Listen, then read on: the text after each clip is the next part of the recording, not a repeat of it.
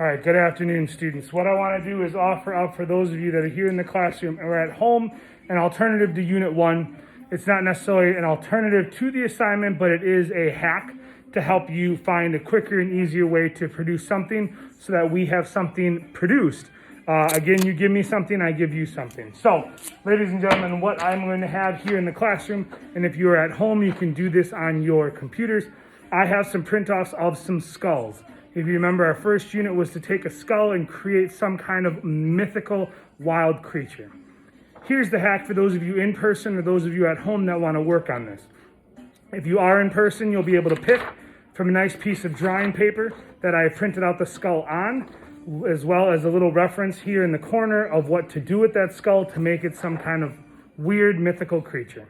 If you're at home and you don't have a printer to print off the skulls that we produced for you guys during Unit 1, you can pull those up on your screen, on your Chromebook, and you can trace them.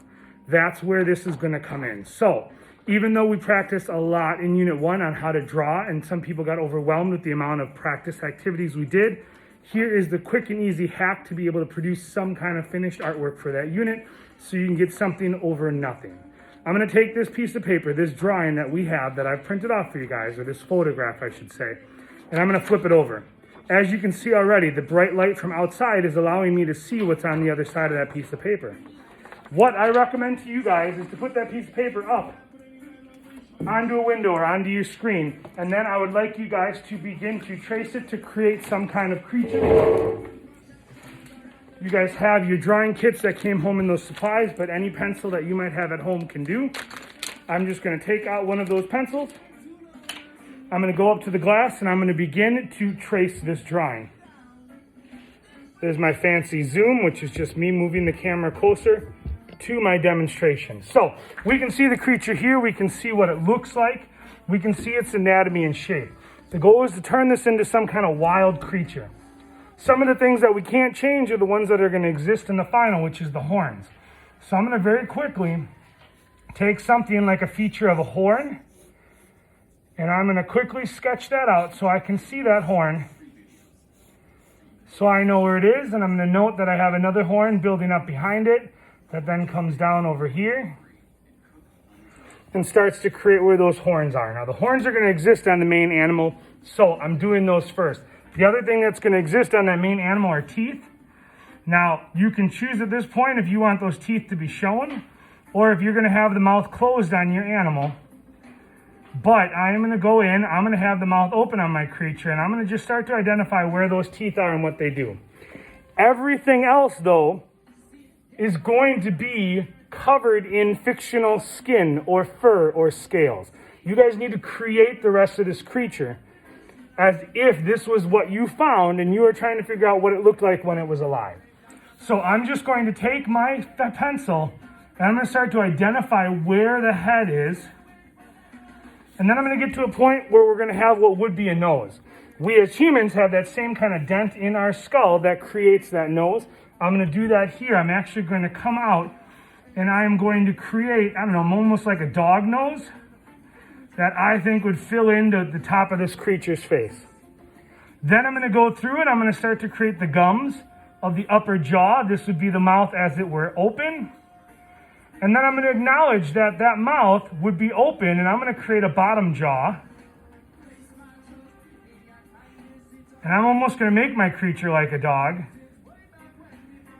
And I'm going to give it a furry bottom jaw on here. The back of the head I'm going to have start to come down and move into whatever would be some sort of neck.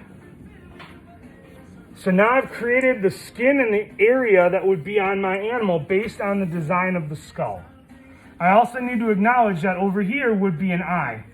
So I'm going to start to draw in an eye, but instead of drawing the eye the size of the eye socket, I am going to create the eye similar to a human eye, where it's got eyelids and it's being covered up. And then I believe it was one of the students in first hour that had this great knowledge of goat eyes that I didn't know. If you guys don't know this, goats have rectangle pupils. So I'm going to take that idea and I'm just going to put in a rectangle pupil. Actually, you know what? I'm going to change it up. I'm going to make it a nice long sliver, almost like a cat eye. compared to a human eye that has a small circular pupil. Cat eyes have that kind of long slant of an oval. And I'm going to start to identify the major anatomy of my creature. And this is a great way to get started, to recap this project and get it done. I know it might be a little bit hard for you guys to see what I've done, but this is the side with the photo. This is the side where I've started to draw. Note that I've started to identify a bottom jaw and a neck to my creature. You could also identify some hair and some fur if you wanted to put that mane on there. You can cover up, make the neck a little bit thicker. You can go in and add maybe some fangs, similar to if you were recreating a dog. You can then, of course, put in the rest of these teeth and mimic the teeth from the top. And you can go through and start to add in all the things that you might see. Maybe some really bushy eyebrows. You can cover it in scales.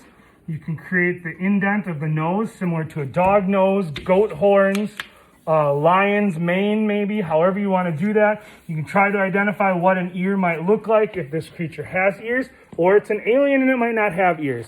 Maybe it's a mythical creature that Harry Potter needs to go up against. But this is a great way to take that photo and start to trace it to create your own. What I'm going to do is I'm going to rotate this ever so slightly so you can stop seeing the light coming through it. And now you can see that I've started to recreate my drawing and I've recreated my creature. The next step would be to build up some of the texture and some of the value to make this look a little bit more realistic.